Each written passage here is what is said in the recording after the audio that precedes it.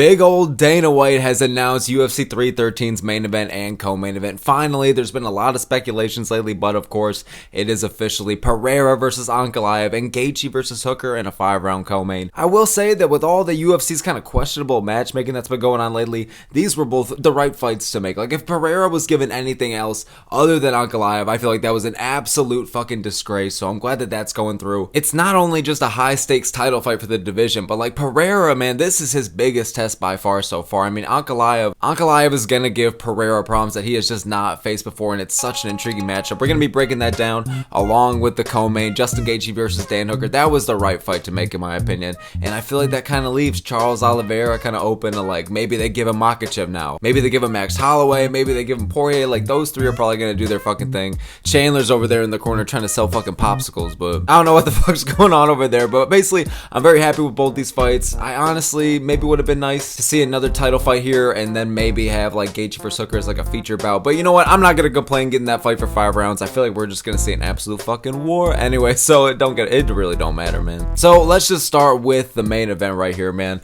Alex Pereira taking on Big Ank, and dude, this is a massive matchup just in terms of legacy for this fight. Like, Pereira's on an absolute tear, and like he's already cracked his way into the top 15, you could even argue a top 10 of the greatest fighters of all time. And now if he beats Ankalaev, who is going to be by far the biggest challenge for him when it comes to the grappling department, when it comes to that good old daggy wrestling, man. And the thing is, what's crazy about Ankalaev, man, he gets all these boring allegations, and he gets all the allegations of being a smudge and just some daggy wrestler and blah, blah, blah. People forget, man, but Ankalaev is primarily a striker. Like, I feel like the first couple rounds of this fight, round 1, round 2, I feel like Ankalaev, we're not going to see any takedowns. Now, whether that just be out of preference or whether that just be wants to prove a point to Dana or Pereira or whatever the fuck, or maybe he's just confident enough that he's going to be able to go and hold his own on the feet with Pereira. And you know what? I think Ankalaev's striking is solid enough and Pereira is hittable enough to where I think it's possible. Now, ultimately, you read the title of this video, like, I'm gonna be going with Pereira by a knockout here, but that doesn't mean I don't think Ankalaev can hold his own on the feet. I think, though, after those first couple rounds,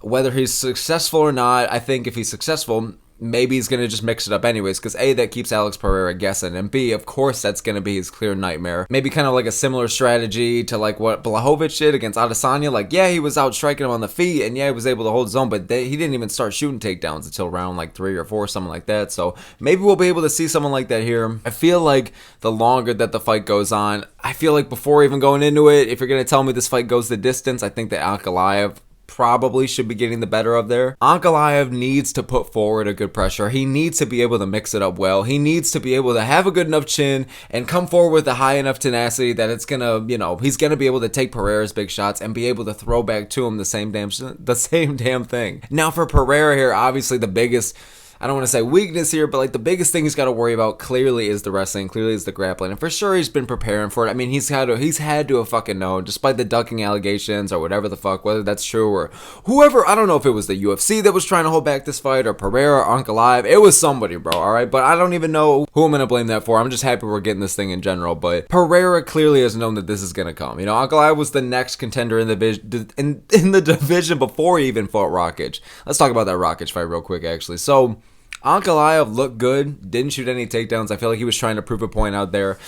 But it's like Rakic still made it competitive. Rakic won, I think it was either round 1 or round 2. And it was because of the low fight IQ and over trusting in his coaches. And I know he's changed teams now, Rakic, because they were telling him that it was 1-1, or that he was up 2. Sorry, it was 1-1, but in his mind he thought it was 2-0 going to the third. And just to tell him the coast, in which he did, he completely stepped off the gas and Ankalaev took over and ultimately won the decision.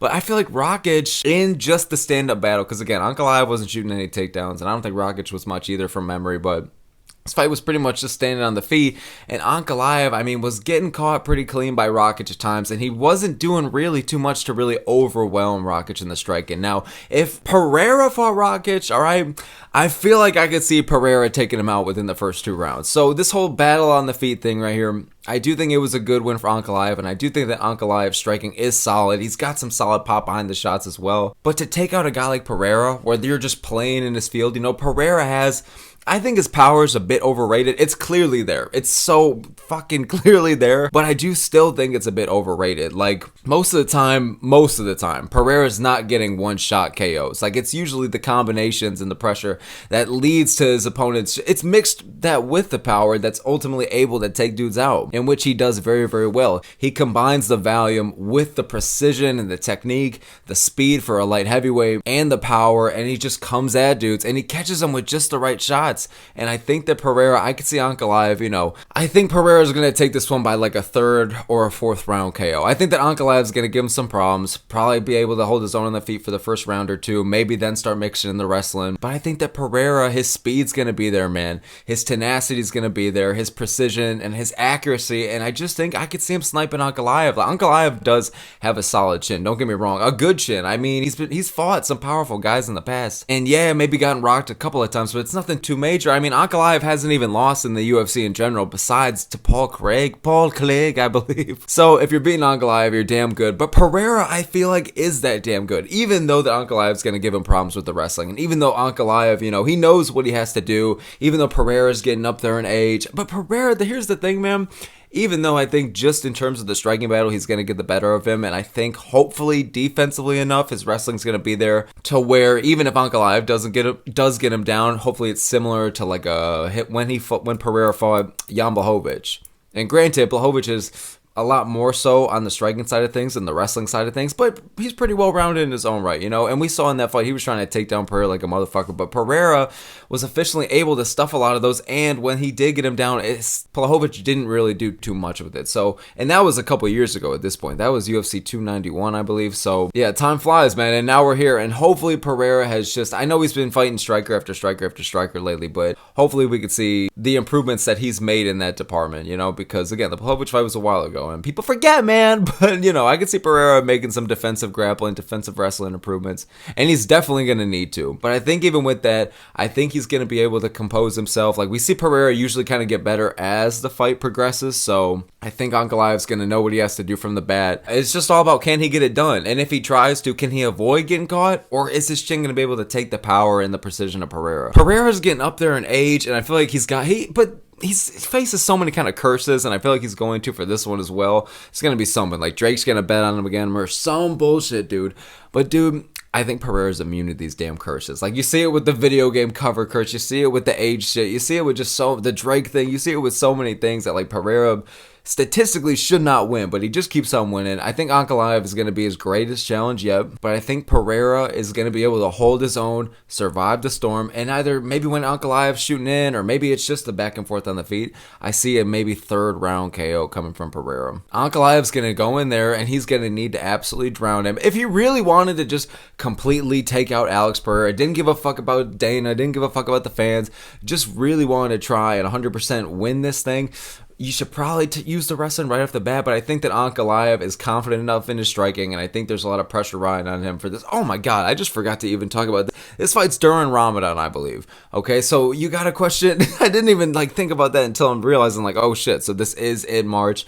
I don't know when exactly Ramadan starts. I think it's around late February, early March. That's totally gonna sound fucking botched. I have no idea, but I'm pretty sure for 313, Ankalaev's going to be in Ramadan, so you got to question, how is that going to affect his training camp? How's that going to affect the mentality? Was the UFC really just trying to pick and pull the strings here? Maybe trying to give a little extra advantage from Pereira? I mean, regardless, we've seen guys fight during Ramadan and win. Bilal being the most notable example, and now he's the fucking champ. Hey, Ankalaev, you just got to believe in yourself. You got to go in the gym, wrestle with Khabib, have him order some coffees off you. But yeah, so ultimately my early prediction for this one is going to be Pereira by a third round KO. Super excited for it. I think both guys are going to clearly know what they're going to have to do. Pereira's going to have to catch him with the right shots, overwhelm him on the feet, and completely try and stuff as many takedowns as he can. And if the fight does go to the ground, Pereira's got to do what he can with it. Either get the fuck up as fast as you can, or try and land some damage while you're still down there. Who fucking knows? And Ankalaev going to have to go drown him, smother him, really mix it up, really keep Pereira guessing, and hopefully he's able to overwhelm him. Both these guys are going to be a big test for each other. I know it's all the whole narrative is Ankalaev is a huge test for Pereira, but Pereira in his own right is a big test for Ankalaev, man. So Pereira's on the cusp of greatness, and if Ankalaev can get this one done, it's definitely going to shake up the whole division, man. And then Ankalaev, they're probably going to run it back sometime. Respect to both these guys for making a decent turnaround. Both of them fought in October, obviously different cards, but they're finally running it back in. Glad that this one's getting done. So moving on to the co-main here, Justin Gaethje versus Dan Hooker. I mean, dude, you might as well put a fucking BMF title on this one. You know what I mean? I know they're not going to, and I know you can't, and I know that the ESPN, they fucked up and Gaethje's still holding the belt in the picture y'all are seeing, but still, man, like, this is worthy of being for the BMF strap. I'm glad that it's kind of not, like, let's keep it on Holloway, because whatever, like, let's just enjoy this as what it is. It's a 5-round co-main, all right, to see, is Gaethje still going to be in it? Can he bounce back after a brutal loss and he's taking a year off? I mean, not only did he get 49-46, but he got knocked out brutally. So it was rough for Gaethje, lost a lot of the aura, lost a lot of the momentum, you know, because he was building up a couple fight good win streak at the time. I don't know why I said it like that, but, and then you got a guy like Hooker who completely beat Jesus's respawn time record because he just came back. He had such a good bounce back. People were really fucking writing this guy off. And then, I mean, like, when he got his first win of the win streak he's on right now against, I think it was Claudio Puelles, and then it was like, oh, Dan Hooker's beating jabronis. Then he beat Jalen Turner, put him through a war, and now he's beating Matus Gamrot, who at one point was a backup for the goddamn title shot against Makhachev, which would have been a whole other crazy timeline, man. But then you got Fat Volk stepping in. All right, I don't even want to talk about that. My life just flashed before my goddamn eyes. But Hooker, man, is completely went on a crazy resurgence. It's coming off 2 great, really fun fights, close fights, don't get me wrong, but good wins, close fights, amazingly entertaining against Matus Gamrot and Jalen Turner. And Gamrot, that's an impressive win, man. Like, most people aren't doing that shit.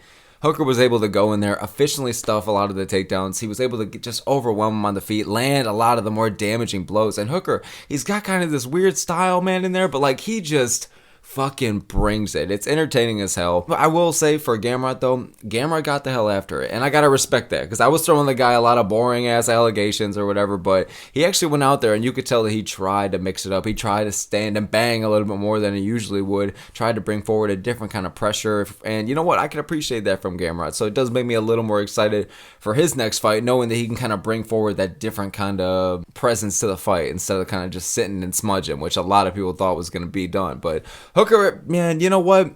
He was that good. He held his own on the ground, got the better on the feet, and I'm so fucking excited for this fight, man. It's interesting to see that where they're just coming off of for each individual guy, because like I said, Gaethje coming off of such a brutal loss. Like, you gotta wonder how someone's gonna bounce back from that. I don't think he's lost too much credibility, though. I think even though he's taken a solid amount of losses in the UFC, man, it's only to the elite for the most part. Gaethje just brings it every time. His defense against submissions, terrible. His wrestling, we never fucking see it, all right? But we know that at least it can be solid. And I don't think this fight has any chance of going to the ground, to be honest. Knowing Gaethje and knowing Hooker and knowing just what's at stake, what these guys are going to want to do for the fans, where they're at in their careers. Obviously, both of them getting older, and like, everyone's going to be given the whole BMF title without actually having a BMF title fucking narrative going into this one, as they should. It's going to be an amazing fight. But Gaethje is just completely lacking the momentum right now, and Hooker has had a complete career resurgence that, again, nobody really expected. And honestly, my early prediction for this one, if I haven't already said it, is Dan Hooker. I think Dan Hooker's going to win this one either via a decision, and we're going to see an insane war, or maybe like a 4th round knockout. Maybe like a TKO, standing TKO, something. I don't fucking know, but I could see Hooker bringing forward that different kind of pressure. Momentum is a real thing in sports, man, and we've seen it a lot. Like, with the guys that have the momentum, you know what? Does it always work out for them? No, but like, not only mentally is it a real thing for them, confidence-wise for them, but it's also like just imposing your will on somebody like that and just riding the confidence and just knowing that, all right, this is just my next step. And then if Gaethje like loses here, Hooker has a real shot of getting a title shot. Who knows what's going to go on, because Makhachev's on top of the world right now, new lightweight GOAT, and maybe we're going to see how that goes with him trying to chase double champ status, or if they're going to give him somebody in the lightweight division, if he's going to rematch Oliveira. I don't know, but at the end of the day, Hooker, man, he could be ranked number 3 in the world if he beats Gaethje. This would definitely be the biggest win of his entire career. Just having this whole resurgence, he has the age advantage right now, he has the momentum advantage, and the striking too. Again, he's got a bit more of a weird style. I think Gaethje's a little bit quicker in there, but I think that Hooker is just going to be able to outland him. I think he's going to probably have the more damaging shots. Again, this fight isn't going to the ground, which is good for both guys, but even so, man, like, I think that Gaethje is going to, we've seen a lot more of like a patient and technical Gaethje, but he's also kind of finding it in between and mixing it with the like the goofball style. You know what I mean? He's finding that nice. He's finding that nice in between. He's finding a nice in between of mixing in the patience and technicality with the motherfucking gabagoolies on. So I think he's gonna bring that forward in this fight. I could see Hooker maybe winning the first round or two, but then Gaethje kind of making a comeback, maybe showing a bit of that championship experience. Both these guys have been in absolutely like their fair share of wars, but I feel like Gaethje is probably a little bit more battle worn, which is crazy because Hooker has had so many fucking fights in the UFC, and again, he's put on wars himself. But Gaethje, man, over 35 years old. Again, and I think he's taking just a lot of damage. I'm curious to see what the whole year off, if it's going to be more good for him or bad for him. I definitely think it's needed. Got to recover the chin,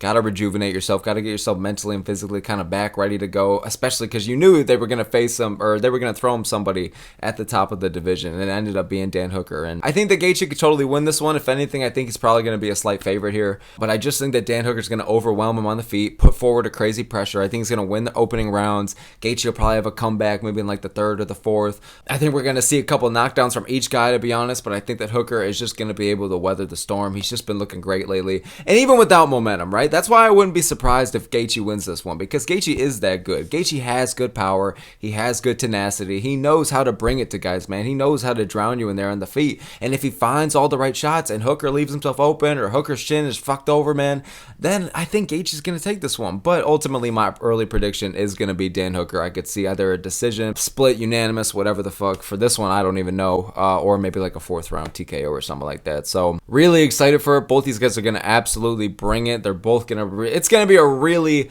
high paced fight, I feel like, from the start. Like, they know what this is, we know what this is, and with the main event as well, man. Like, overall, these are just two fantastic fights. There's also a few other fights scattered kind of throughout 313, but just kind of wanted to cover the main and the co-main at least for today. So thank you guys so very much for making it this far into the video. I appreciate y'all a lot for that. Let me know what you think in the comments below. Who do you think's gonna win these fights? What do you think of these fights? Let me know. I'd love to hear it. And thanks so much for making it this far. Appreciate y'all a lot. All the smoke, MMA. Hope you guys have a good one, and I will see you all next time.